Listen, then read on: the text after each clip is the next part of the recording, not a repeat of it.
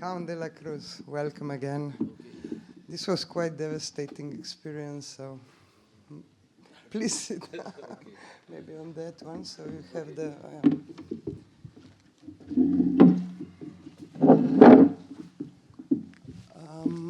Mogoče začnem slovensko.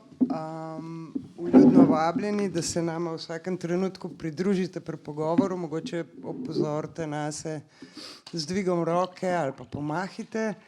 Vedno dobrodošla so vaše vprašanja, vaši komentarji, kakšna misel. Bom pa kar nadaljevala v angleščini, če bi pa kdo potem prevod pogovora, pa lahko se mogoče po pogovoru en tak, kako se reče, kakorkoli se bomo zmenili, povzetek naredi. Jaz sem majčkeno pretresena, ker sem tretjič videla film, prvič na platnu in je kar heavy. Če si ga že videl, it's really devastating experience watching this film, and I think I would actually like to thank you to make such films because it's not just this film does not bring a thought or an idea, but it brings many viewpoints and questions and layers of human being, human behavior, condition, history and so. Khavna verjetno vsi poznate, če ga ne poznate, si preberite veliko o njem v zadnji številki ekrana. Tukaj je par člankov na tematiko njegovih zlasti zadnjih filmov, ampak tudi celotnega ustvarjanja. Khavn has been making films till the 90s. He has made over 100 shorts and quite a lot, like almost 40 feature films. A part of being very productive, not only in cinema, but also in music, also in literature. You write poems and... Breakdance. And breakdance.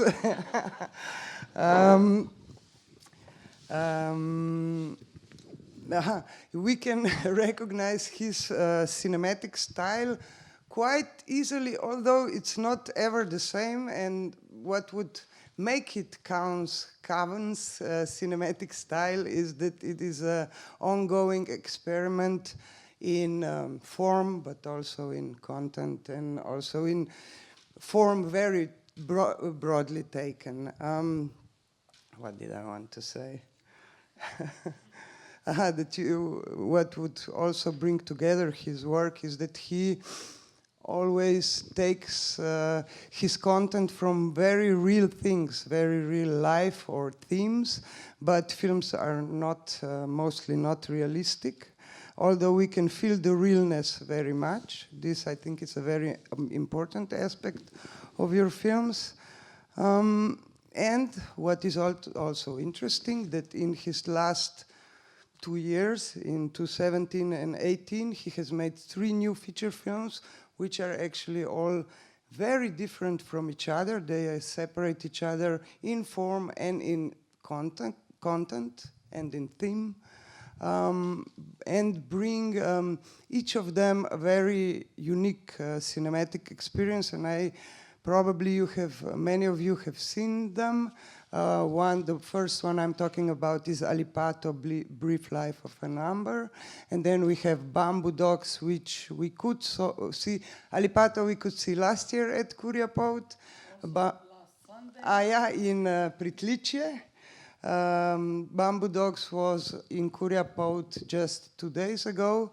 And tonight Balangiga, which you can also see again at kinoteka, or advise some friends to see it. I think it is a must-see film. So let you talk now. Let me stop now. The structure of the film the tale, how it's going on, is very interesting. You could actually say that it very much resembles a fairy tale, as we have a child that through adventure loses the naivety of a child and steps into the world of adults. On his way, he has to cross 3 mountains and 7 rivers, and so on and so on. There are quite many elements of a fairy tale. gone quite wrong, or? Yeah, I mean, why not? But I didn't conceive it as a fairy tale. I just, it's just a literal physical journey from their hometown to his parents' hometown. But of course, they never do. Yeah. Also, many times in your films, children are the heroes of the films, or one of the heroes. Here, for sure, he is the hero. Not only the hero of his own story, but also like a real hero, helping people and also puring the world.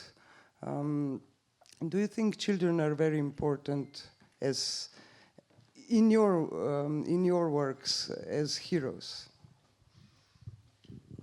Well, I don't know. But I like working with kids, and I also, yeah, I like the using kids as characters. It's not a conscious thing, but that's just what comes out. Because I also like kids are the kids know how to play best. Some adults have forgotten this concept of playing, and kids are very good at it. And yeah, even in terms of filmmaking, I try to utilize this concept of play. Uh, Please explain perhaps a little bit more, because here it seems that they were in a quite brutal situations during the filming, as obviously the film seems so. But how do you? Are they? Is it a shocking thing to them to make a film with you?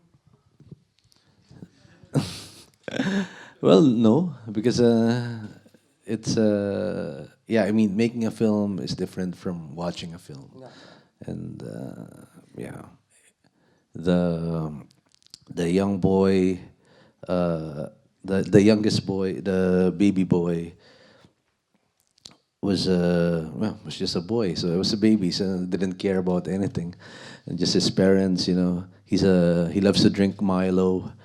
That's why, yeah, he was always awake. So when we want to shoot him sleeping or dead, it's difficult to wait, like because he's always up. Um, and but yeah, I actually proved that, because I thought like it's impossible to direct this 2-year-old infant. But actually, as the shooting progressed, he was it became easier to direct him. It's like we're communicating very well, even better than the older ones, because the older ones are, they have, tantrums, or they want to do something else. But this he's very, yeah, very obedient, very, yeah, just into the role. I mean, just being a kid. No? and and we were lucky to get him, because the first kids that we wanted to cast, they were crying a lot, and we were about to shoot. So I told my production manager, we have to have a baby that's not crying. It's a good thing we saw this kid. He was naked, walking in the desert, following his mother, just barefoot, and cute. And yeah, we said, "Can you come tomorrow for shooting day?" And I told my team which the infant that doesn't cry, that we will cast him. So that's him. And he eventually learned how to talk during the film. I think his first words were lights, camera, action. Yeah, it's yeah. I mean, going back to your question, yeah, they don't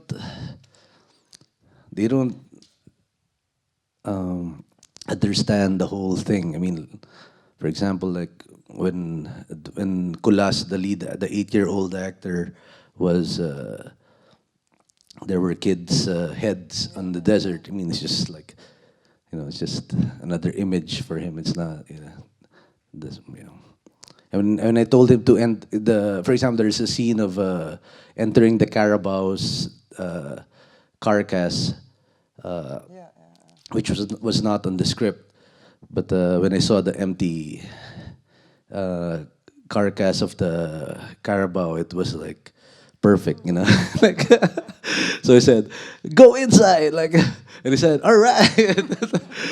And it was more difficult to direct him, like to do like, "Can you walk from this place to this place?" I don't want to walk. Yeah, but that was fun for him. Yeah. He also knows how to behead a chicken. No. Yeah, he's a street kid. I don't know if you know of the Typhoon Haiyan, which happened a few years ago in the Philippines, devastated this region where Balangiga happened somewhere in Leyte, and he's one of the survivors. But he pretended to be like, yes, I know how to, I know how a farm boy, does everything. I'm an expert with Carabao, riding a water buffalo, and so on and so forth. But of course, during the shoot, we found out like he's more of an urban boy who goes to the farm every now and then, but doesn't really know his. Yeah, but it's also part of his character that he learns these things along the way. Yeah. A bi mogoče kdo od vas kaj vprašal, pripomnil? Perhaps to talk a little bit more about actors whom you choose very differently in your films. You have non-actors, actors, friends, colleagues, very known stars of Filipino culture. How do you work with them then? So if they're such different... Yeah, I mean, you work with them in different ways. Depends on the project, depends on the role, depends on their attitude.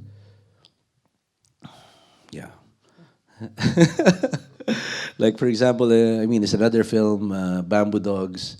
The old actor, Rez Cortez, is like a respected old guy in Philippine cinema since Lino Broca days. And yeah, very different way of but at the same time he has also his own way of acting, maybe which I don't like or like, so it's more of tweaking.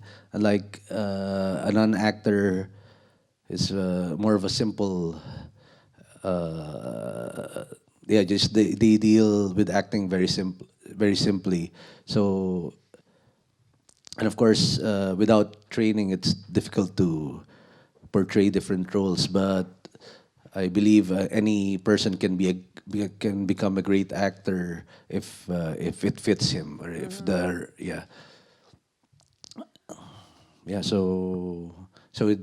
actually just in a way playing themselves. And not handling much psychology. Also. Yeah.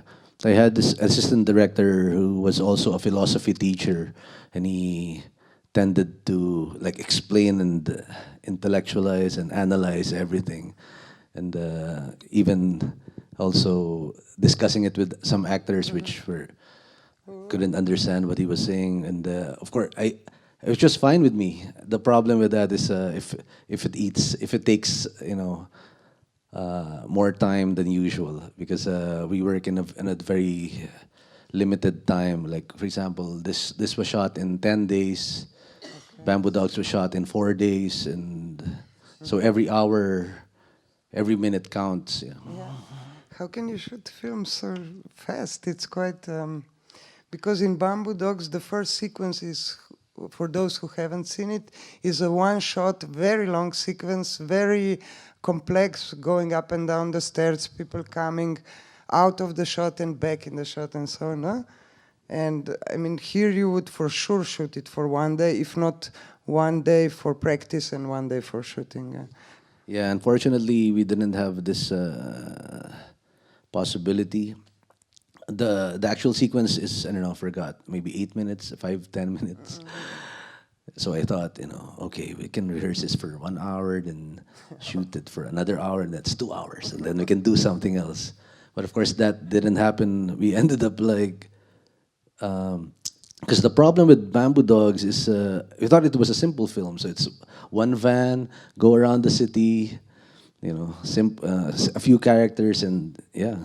But what we didn't expect was because we wanted to maximize the night, so it's 12 hours mainly. So around 3 o'clock, we were, everyone, even though we're insomniacs or we want to stay up late, around 3 o'clock, it's like everyone was like very tired and dozing off. But back to the, yeah, that took 10, I think around 10 takes.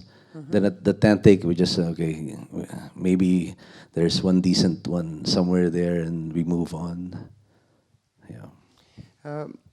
Perhaps to stay here with the preparations for the film, Bamboo Dogs is a very different film than Balangiga. It's, as Khavn said, it takes place in one car during one night, and it's very much dialogue-based film, but it is interesting, again, how it's composed. You have this long shot, but then it's getting closer to the characters and more faster and so.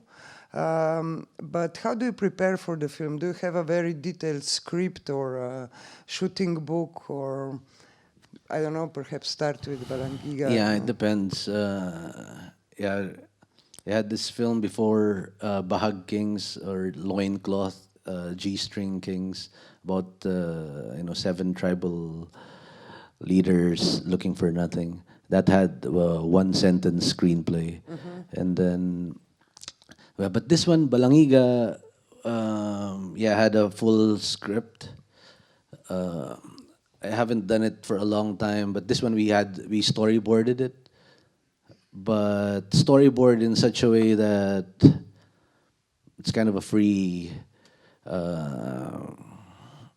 Like I just had this comics guy to just draw whatever based on the script. We didn't talk about the shots, or I gave him some pegs, some ideas, but I just gave him free rein to draw whatever.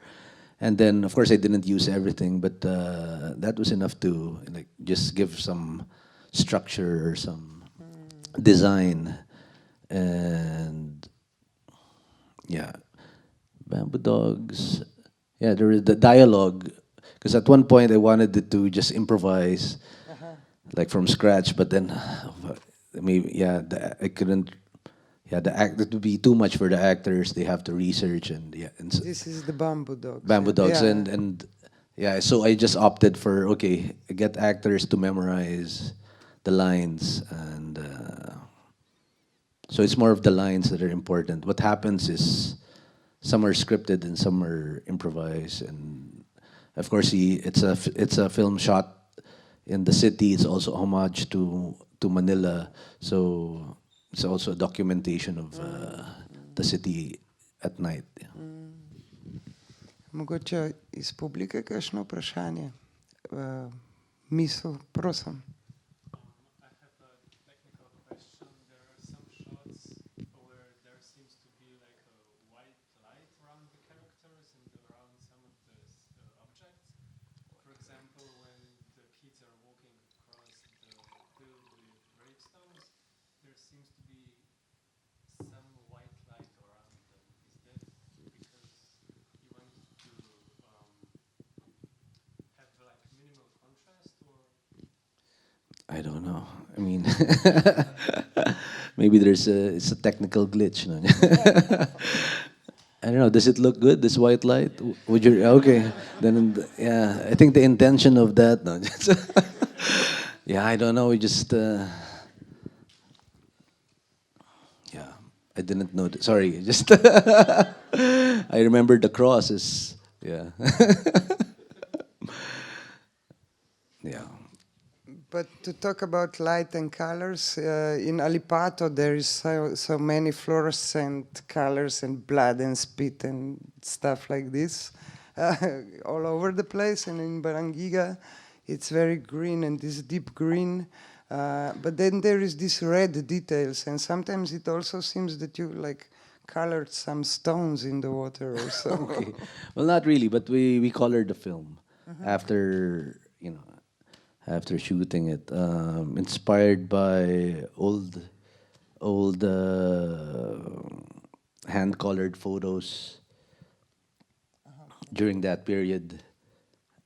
At one point, because the Balangiga, you know, had different incarnations. Like, so at one point, the focus was also on the Sunday, what happened in the Sunday morning where the Americans were massacred, and so on and so forth. There was even like a super surrealist, like almost everything is inside a dream, and so on and so forth. What is it? Yeah, so at one point, I wanted to hand color the whole film. Yeah, but yeah, I thought it would be too, because I wanted like super hand colored in the sense that I don't want it to be perfect. It's like I want it really super old school that the colors are popping every frame, and I thought it would be too distracting for this film. But since I really want this idea, we still did it in the ending. Yeah, but of course in a different way. There seemed, da še kakšno vprašanje iz publike morda. Prosim. Hi. So yeah, this is a question that's been in my mind for a couple of years since I've seen Alicante for the first time. How does one get the idea to put the camera on the goat's back? I mean, because it's an awesome shot, but I was always wondering about how it came about. I forgot. I'm a very forgetful man. Well, you know the GoPro, no? There's I think it's called, I don't know, Fetch or something. There's really a harness for these, toy dog owners. They put their favorite dogs and they can, document their picnic.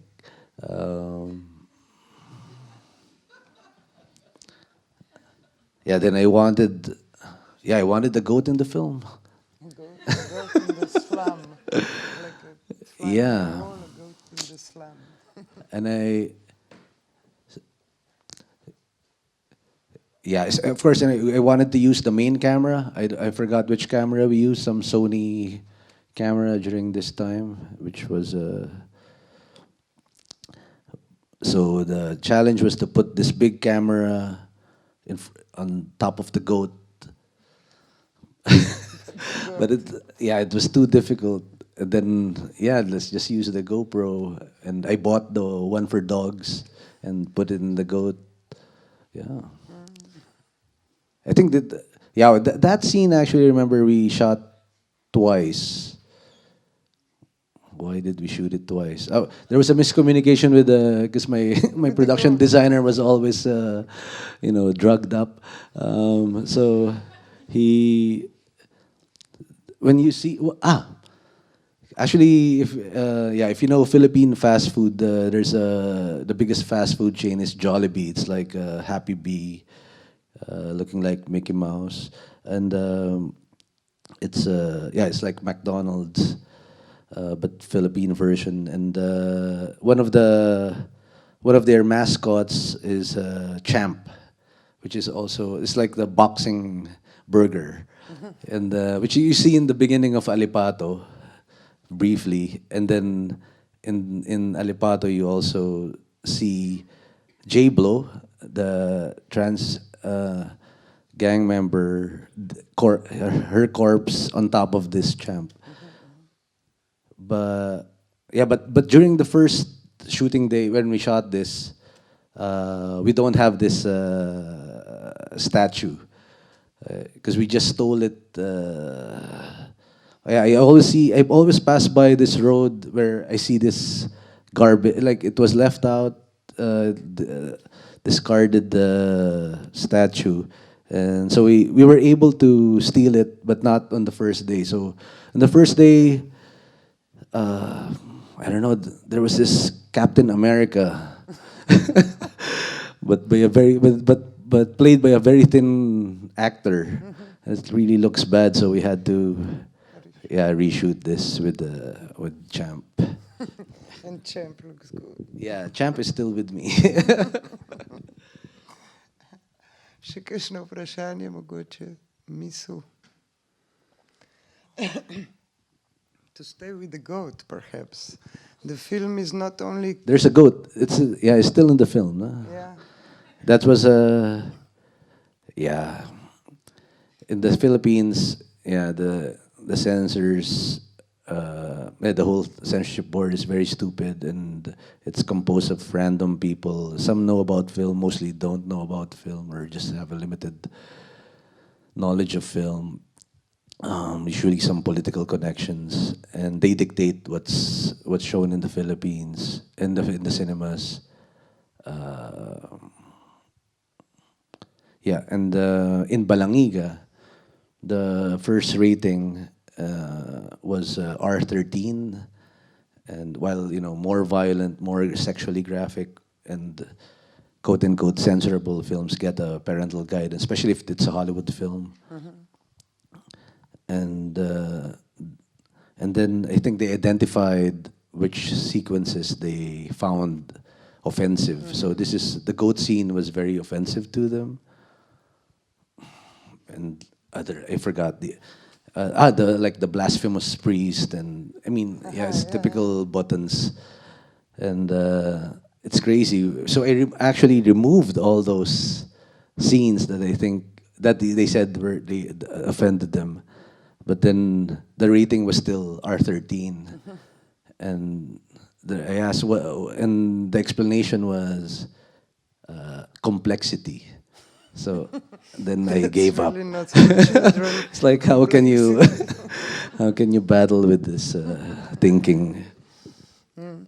When we watch the film, there are dream sequences, and there are also some kind of Complexity. Complex dramaturgy, some kind of visions, but also there is quite some symbolism or symbols used in various ways that sometimes you understand, and I'm sure that, for example, I didn't see many, because I could see the Christian symbolism perhaps, or water, it represents some kind of cleaning, and so I still with the Christian symbolism.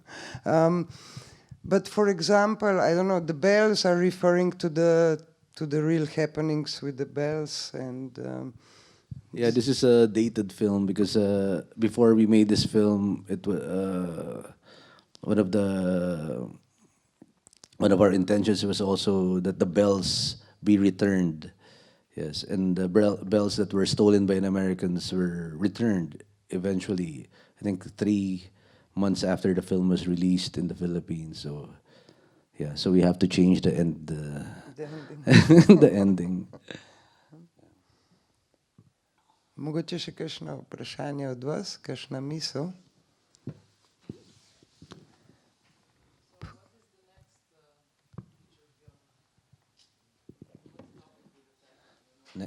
Sorry, next film? I don't know. I want to do. Yeah, I want to do a lot of films, but depends. Yeah, one is 100 midget zombie, Revenge of the 100 midget zombie cannibals. Very complex. Yeah, very complex film. I'm gonna make Roar 2. As the opening sequence is the close-up of the tongue of the lion with the cat hooks. Yeah. Perhaps closing questions too. This is not a film but by Khavn. Why do you use this denial of yourself in many films, in the films, and also for quite some time? Well, the first, I mean, it has many reasons. The primary one was reference to Magritte's treachery of images, and yeah, it's also exploring, what is film. I mean, redefining, or trying to find out what cinema is. Yeah. also questioning it. Yeah. Zdaj imate še zadnjo priložnost, da še kaj vprašate. Prosim. Yeah, maybe just one thing. So, how does this, how does your process of like inventing a film looks like? Like you said, now you were talking about these opening scenes, and before you talked about the existing or non-existing script. So, like, how do you have certain scenes that you would really like to film, or do you have a story that you would like to film? Yeah, it depends.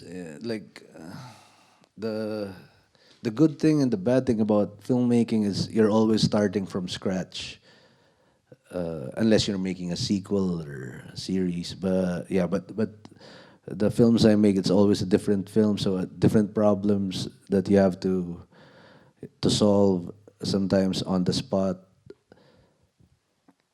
What's your question? How do you compose your films? Yeah. So yeah, it depends. Like sometimes you have an image that eventually ends up in the film, or maybe not. But maybe it catalyzes the whole process. That you have you have something. You have a screenplay, or you have a treatment, or a one-pager, and yeah. Sometimes I write the music first, the melody. Even if it's not a musical, like just the theme. Sometimes it's based on an actor. Like I have a film called Manila in the Fangs of Darkness. It's a deconstruction of Lino Brocas films with Bembol Rocco as the lead actor. Just because my friend happened to be the nephew of Bembol Rocco and said, "Hey, my uncle's not doing anything these days," and so blah blah blah blah. So okay, let's shoot him, and so yeah, so we thought of something, and yeah, it depends. I mean, there's no straight rule. It doesn't also mean, it's the longer you work on the film, the better it is. Like also songwriting, you can just write a song for as long as like a 3-minute song for 3 minutes, or sometimes it can also, yeah, be a bad song.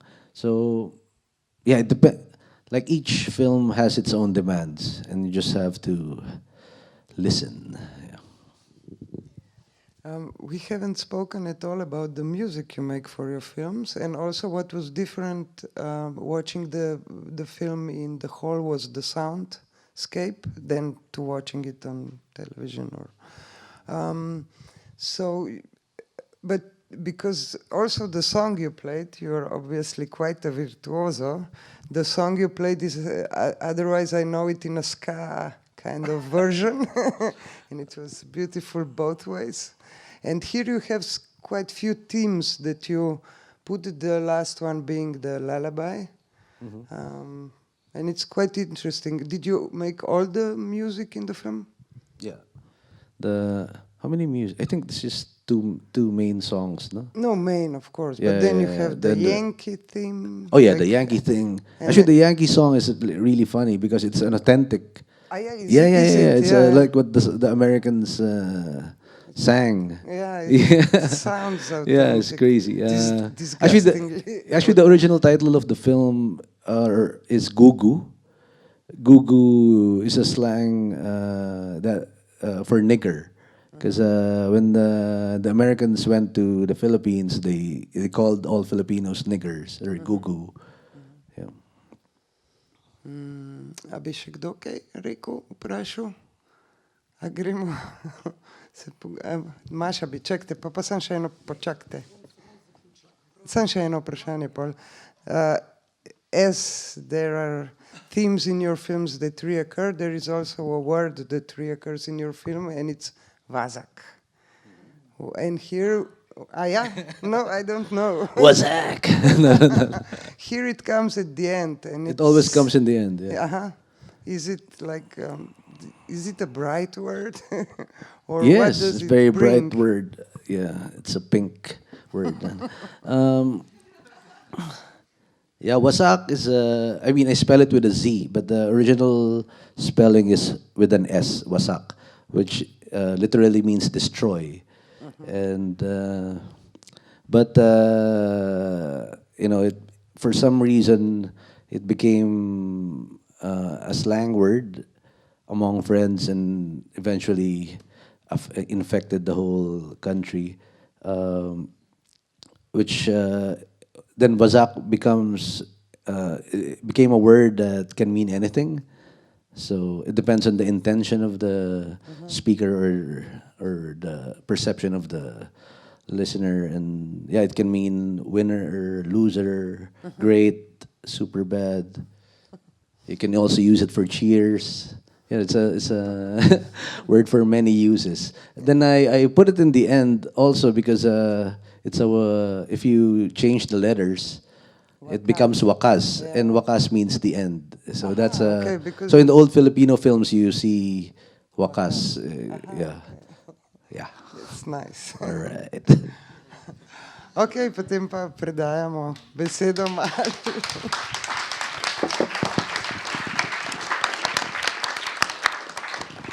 Thank you both, and wazak to all of you, however you take it.